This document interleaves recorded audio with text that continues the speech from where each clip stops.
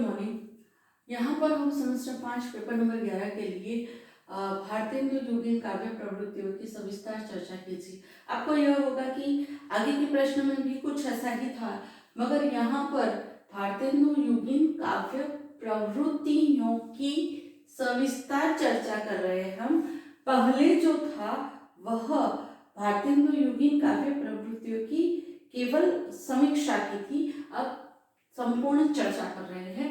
तो यहाँ पर हम इस प्रश्न को इतने टॉपिक में विभाजित करेंगे: प्रस्तावना, राष्ट्रीयता, सामाजिक चेतना, भक्ति भावना, श्रृंगारिकता, प्रकृति चित्रण, हास्य व्यंग्य, रीति निरूपण, समस्या पूर्ति, कला पक्ष और सारांश।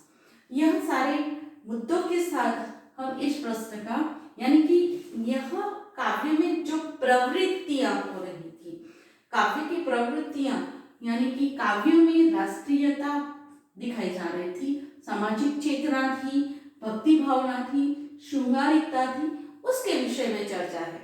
यानी आप अगले प्रश्न और इस प्रश्न में कंफ्यूज मत हो जाना, द्विधा में मत रहना कि उसमें भी यह प्रवृत्तियां कही गई हैं, इसमें भी अलग रूप से प्रवृत्तियां कही गई है। तो कौन सा प्रश्न है? प्रश्न कुछ ऐसा ही है, आपको प्रश्न समझना पड़ेगा और प्रश्न समझने के पश्चात इसका उत्तर देखना पड़ेगा।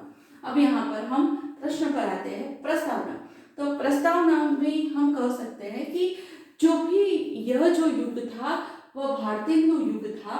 भारतेंदु युग में आधुनिक युग का प्रारंभ, प्रथम चरण वह भारतेंदु युग है। अब जो भारतेंदु युग था उसमें क्या हुआ, तो उसमें भारतेंदु एवं अन्य लेखकों ने अपने विचार समाज के सामने प्रस्तुत किए और समाज को अलग नई दिशा प्राप्त करने का प्रयत्न किया।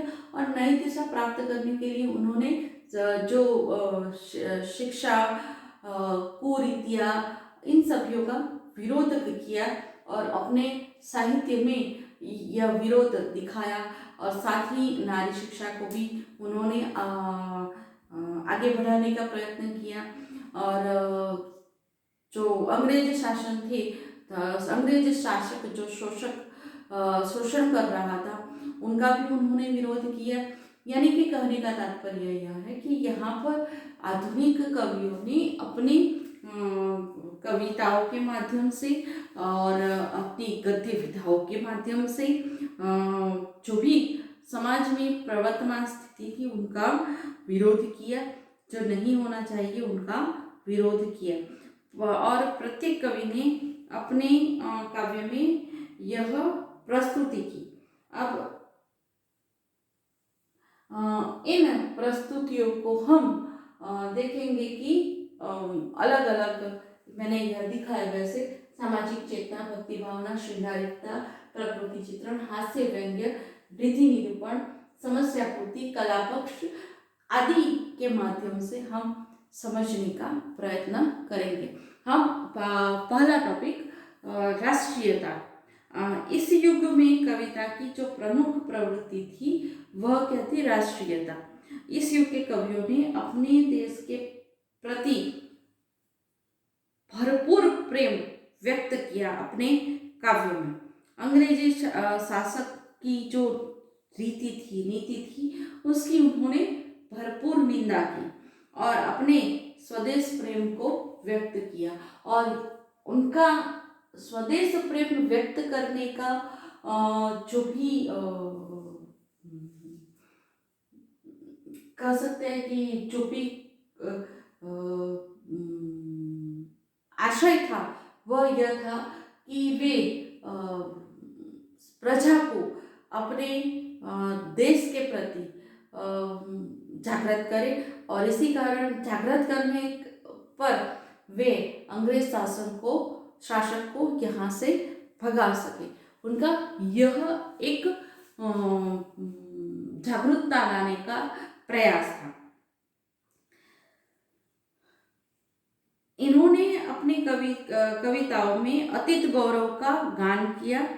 वर्तमान की जो दुरावस्था थी उसको भी प्रस्तुत किया और देश के उत्कर्ष और अपकर्ष के लिए उत्तरदायी परिस्थितियों पर उन्होंने प्रकाश भी डाला और जनमानस पर राष्ट्रीय भावना को जगाने का महत्वपूर्ण कार्य किया। मैंने आगे आपको बताया वैसे कि यहाँ पर उनका आशय यह रहा है कि जो जनता है उनके अंदर जो सुषुप्त अवस्था में देश प्रेम पड़ा हुआ है उसे बाहर लाने का उन्होंने इस काव्यों की, इस गद्यों के माध्यम से यहाँ पर प्रयास किया। तो यह एक महत्वपूर्ण प्रयास रहा क्योंकि इसी प्रयास के कारण ही हम अंग्रेजों के को इस देश से बाहर निकालने में समर्थ हो पाए। देशभक्ति की यह जो भावना थी वह मैथिली शरण गुप्त की भारत भारती में हमें दिखती है और व्यंग्योक्ति और अन्य माध्यमों से भी दिखती है। अंग्रेजी शोषण नीति पर आगे हमने जो बात की थी वही बात यहाँ पर फिर से कि भारतेंदु ने कही, कौन सी कि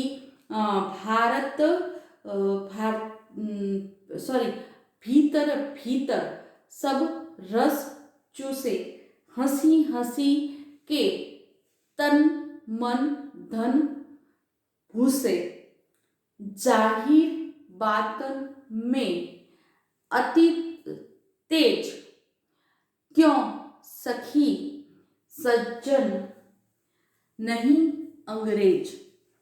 यही बात हमने आगे भी बताई थी। यह एक उदाहरण है कि इस प्रकार की बातें भारतेंदु जी ने अपने काव्यों में प्रस्तुत की। तो दूसरी ओर अंग्रेजों की कुछ अच्छी नीतियों की भी प्रशंसा की। यहाँ पर देखिए यह जो बात है कि उन्होंने निंदा की तो केवल निंदा करना ही उनका कार्य नहीं था, उन्होंने जो अच्छी बात थी वे भी प्रजा के सामने आए और वे उसको ग्रहण करें, यह भी उनका आशय था। और इसीलिए उन्होंने जो अंग्रेज शासन की अच्छी बातें थी वह भी प्रजा के समक्ष प्रस्तुत की। उन्होंने अपने काव्यों में वे भी प्रस्तुति की। वास्तव में भारतेंदु जी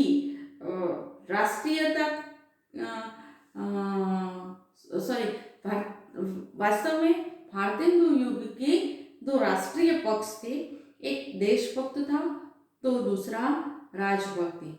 हम कह सकते हैं कि देशभक्त के अंतर्गत उन्होंने हिंदी, हिंदू, हिंदुस्तान आदि का गुणगान किया, तो राजभक्ति के पक्ष में झिझिया कर न लगाने वाले अंग्रेज राज की प्रशंसा भी की। अब यहाँ पर आपको देश प्रेम और राजभक्ति दोनों में समझ आ गया होगा कि देश प्रेम यानी अपने देश के लिए प्रेम वहाँ पर व्यक्त किया और राजभक्ति यानी कि उस वक्त राज था अंग्रेजों का, तो उसके पक्ष में जो अच्छी बातें थी वह उन्होंने यहाँ पर प्रस्तुत की। यानी दो पक्ष यहाँ पर भारतेंदु युग में हमारे सामने उभर कर आते थे। इस प्रकार हम देख सकते हैं कि यहाँ पर राष्ट्रीयता की कविता हमें प्राप्त होती है। अब दूसरा टॉपिक है सामाजिक चेतना। अब सामाजिक चेतना एक लंबे अरसे के बाद हिंदी कविता पुनः इस युग में समाज सापेक्ष हुई थी। यानी कि कहने का तात्पर्य है कि लंबे अंतराल के बाद कविता समाज के साथ, समाज के पक्ष में हुई थी।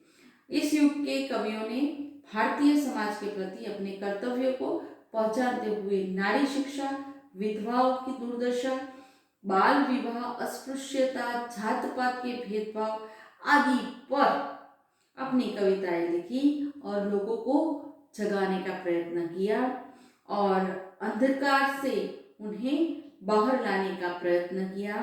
और इन पर भी आर्य समाज, ब्रह्म समाज आदि का भी अच्छा प्रभाव प्राप्त होता है। तो यहाँ पर भी बाल विवाह की बात कही गई है, समाज सुधार की बात कही है। प्रताप नारायण मिश्र की एक काव्य में हम सुने, एक काव्य के को लेकर एक उदाहरण की बात करें तो एक उदाहरण उन्होंने एक काव्य में ऐसा भी लिखा है कि कौन करे जो नहीं कस कत सुनी विपत्ति बाल विधवन की। ऐसा एक उदाहरण हम ले सकते हैं जो कि प्रताप नारायण मिश्र ने लिखा है। यहाँ पर हमें पता चल सकता है कि किस प्रकार इसकी चर्चा इनके काव्यों में मिलती है। यहाँ पर सभी कवि समाज सुधार की बात करते थे, तो दूसरी ओर भारत की अर्थव्यवस्था मजबूत करने के लिए स्वदेशी वस्तुओं पर भी यहाँ पर बल दिया जाता था। महंगाई, अकाल और महामारी से त्रस्त जनजीवन पर भी कविताएं बनी और जनता की उस पर दृष्टि की डाली गई। परिवार, समाज और देश की क्रमशः बढ़ती हुई हीनावस्था के चित्रण में इन कवियों ने प्रतिभाशाली वाणी में प्रस्तुति की। इस प्रकार हम यहाँ पर भारतेंदु योगीन चेतना के जो भी भारतेंदु योगीन कवि का जो भी कविताएं थी उसमें हम देख सकते हैं कि सामाजिक चेतना के जो स्वर थे वे के प्रबल होकर हमारे सम्मुख आए। हम आगे जाएंगे भक्ति भावना। तो भक्ति भावना में परंपरागत धार्मिकता और भक्ति भावना की अपेक्षा स्वदेशानुराग को स्थान मिला। यानी कहने का तात्पर्य यह है कि जो धार्मिक थी भक्ति भावना में, वह धार्मिकता कुछ अलग रूप से हमारे सामने आई। वह कैसे रूप में? तो स्वदेश, अपने देश के प्रति प्रेम के रूप में हमारे सामने इस युग में आई। परंपरागत सगुण और निर्गुण भक्ति को गौण स्थान मिला और इनका चित्रण जरूर हुआ, इनका अनुसरण जरूर हुआ, मगर इनको गौण स्थान प्राप्त हुआ। जो प्रथम स्थान प्राप्त हुआ वह देशभक्ति, देशानुराग आदि को मिला। परंपरा का पालन करते हुए कवियों ने संसार की नश्वरता, माया, मोह आदि जैसी बातों को व्यर्थ कहा, विषयासक्ति की निंदा की और अपने विचार जो प्रकट किए उन्होंने वह एक उपदेश के रूप में प्रकट किए। और वैष्णव भक्ति के अंतर्गत भी राधा कृष्ण से संबंधित कविताएं भी यहाँ लिखी गई। भारतेंदु की कविता में राधा कृष्ण के चित्रण मिलते हैं। प्रताप नारायण मिश्र और राधा कृष्ण दास आदि कवियों ने अपनी कविताओं में जो बातें की है वह उपदेशात्मक बातें हैं, वह प्रस्तुत होता है। तो दूसरी ओर राष्ट्रभक्ति की कविताओं में कवियों ने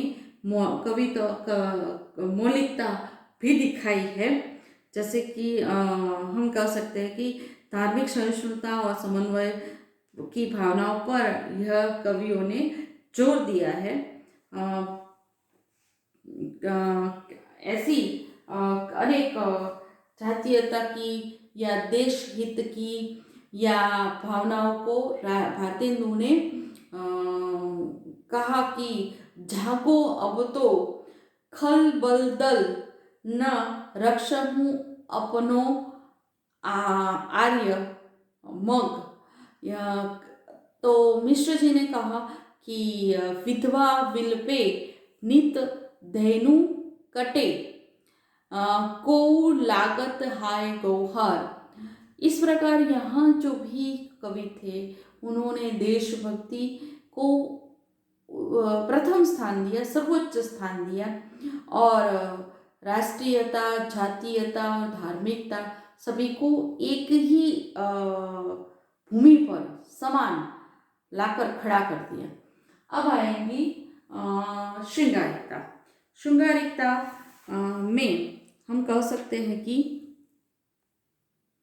भारतेंदु जी यहाँ पर भी अपने श्रृंगार वर्णन में और प्रवृत्त रहे।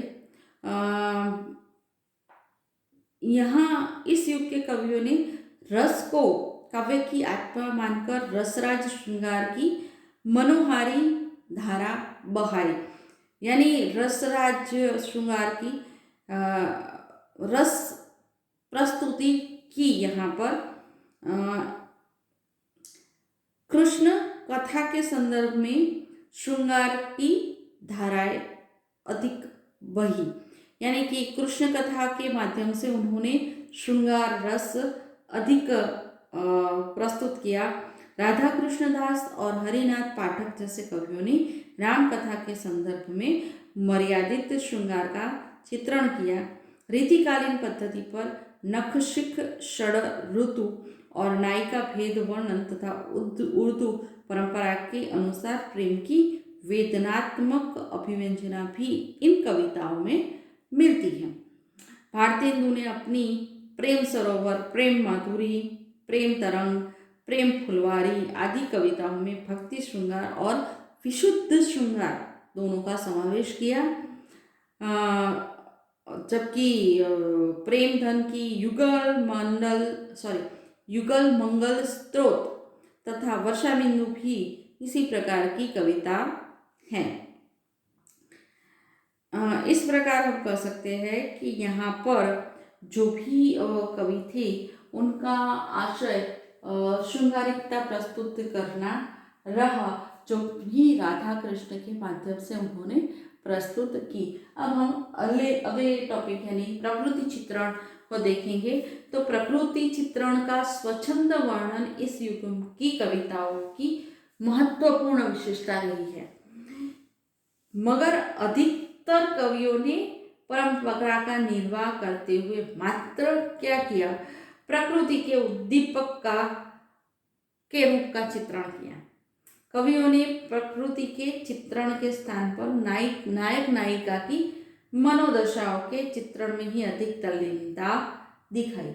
यहाँ पर उन्होंने क्या किया कि जो परंपरागत रूप से आ रहे थे वे ही रूप यहाँ पर प्रस्तुत किए। कैसे कि जैसे नायक नायिकाओं की जो मनोदशाओं का यहाँ पर वर्णन होता था वही वर्णन उन्होंने अधिकतर मात्रा में किया, जबकि प्रकृति के वर्णन पर उन्होंने ध्यान कम दिया और इसी मनोदशाओं को उन्होंने दिखाया।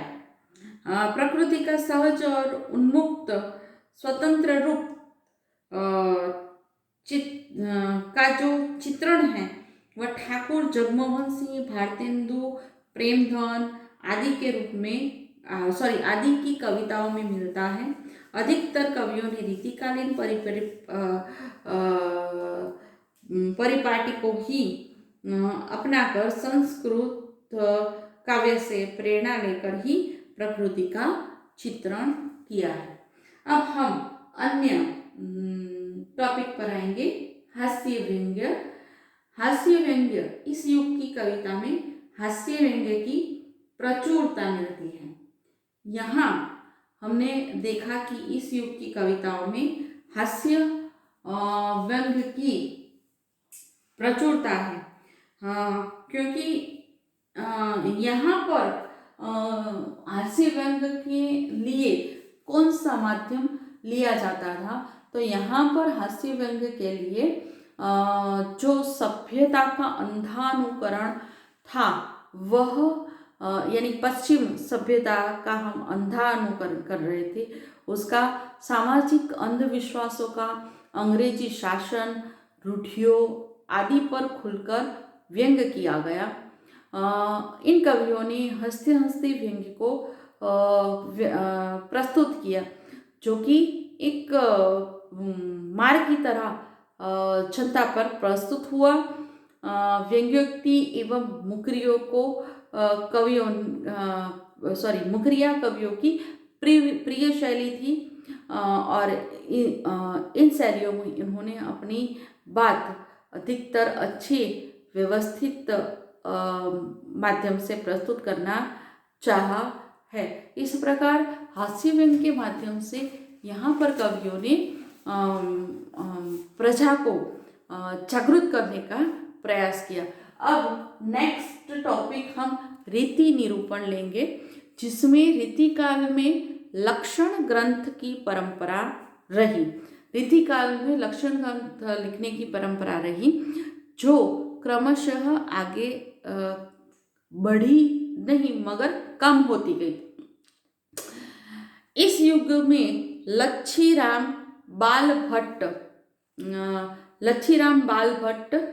कविराज मुरारी दिन, बाल गोविंद मिश्र जैसे कुछ कवियों ने इस परंपरा को अपनाते हुए काव्य शास्त्रीय ग्रंथों की रचना की थी। इनके अतिरिक्त अलंकार, नायिका भेद, पिंगल शास्त्र आदि पर भी कुछ ग्रंथ लिखे गए। गद्य में भी समीक्षा लिखी गई, और वस्तुतः रीति निरूपण की प्रवृत्ति अत्यंत कम स्वरूप में हमें प्राप्त होती है। नेक्स्ट आएगा समस्या पूर्ति। समस्या पूर्ति इस काल की सर्वाधिक लोकप्रिय और मौलिक काव्य प्रवृत्ति रही। काव्य प्रतिभा को परखने के लिए एवं नए कवियों का काव्य रचना के लिए प्रोत्साहित करने के लिए कवि गोष्ठियों और समारोह यानी कि कवियों की सभा और समारोह किए जाने लगे, और इन्हें मंच पर इकट्ठा करके एक शीर्षक पंक्ति देकर इसकी पूर्ति करने के लिए कहा जाता था, और वह पूर्ति कराई जाती थी, और इसे समस्या पूर्ति कहा जाता था। पहले तो आपको समस्या पूर्ति क्या है वह पता नहीं होगा, इसीलिए आपको यह बताया गया कि समस्या पूर्ति क्या थी। और पत्रिकाओं में भी समस्या पूर्ति की बोलबाला थी। प्रेमधन, भारतेंदु, प्रताप नारायण मिश्र जैसे आदि कवि इसके प्रणेता भी थे और इसके अग्रणी कवि भी थे, यानी कि इसको बनाने वाले भी वे थे और इसमें अपना योगदान महत्वपूर्ण देने वाले भी यह थे। और समस्या पूर्ति करके जन समुदाय की प्रशंसा प्राप्त करना इन कवियों के लिए गौरव का विषय था। अब आएगा कला पक्ष। तो इस युग की कविता में कला पक्ष पर इतना ध्यान नहीं दिया गया जितना भाव पक्ष पर दिया गया, क्योंकि कवियों ने जो भी भाव थे वे अत्यंत सूक्ष्म रूप से प्रस्तुत करने का प्रयत्न किया, मगर कला पक्ष पर ध्यान कम किया, और इसी कारण फिर भी काव्य शिल्प पर आधुनिकता का प्रभाव लक्षित तो हुआ। यही कारण है कि इस युग की कविताओं में काव्य रूप, भाषिक चेतना, अलंकरण, प्रवृत्ति और छंद विधान की दृष्टि से कई नए प्रयोग दिखाई दिए। काव्य रूप की दृष्टि से इस युग के कवियों ने मुक्तक को ही चुना है, जो युगीन अभिव्यक्ति के लिए उपयुक्त था। भाषा की दृष्टि से ब्रज भाषा का प्राधान्य रहने पर भी अनेक कवियों ने प्रादेशिक शब्दों का भी यहाँ पर प्रयोग किया और मिश्रित भाषा का प्रयोग किया। फलतः भाषा में परिष्कृति नहीं मिली। कुछ कवियों ने खड़ी बोली में भी रचनाएं की। छंद और अलंकार की दृष्टि से इनमें मौलिकताएं भी मिलती है। और इस विवेचन से हम कह सकते हैं कि भारतीय न्यूगीन कविता में परंपरा के साथ मौलिकता और ताजगी के दर्शन होते हैं। और इस युग का कवि जागरूक और युग धर्मा कवि है। कविता के माध्यम से इन्होंने अपने दायित्व का सफलतापूर्वक निर्वाह किया है। इस युग की कविता पर आगे चलकर हिंदी कविता ने अपनी पहचान बनाई है। यहाँ पर यह प्रश्न पूर्ण होता है।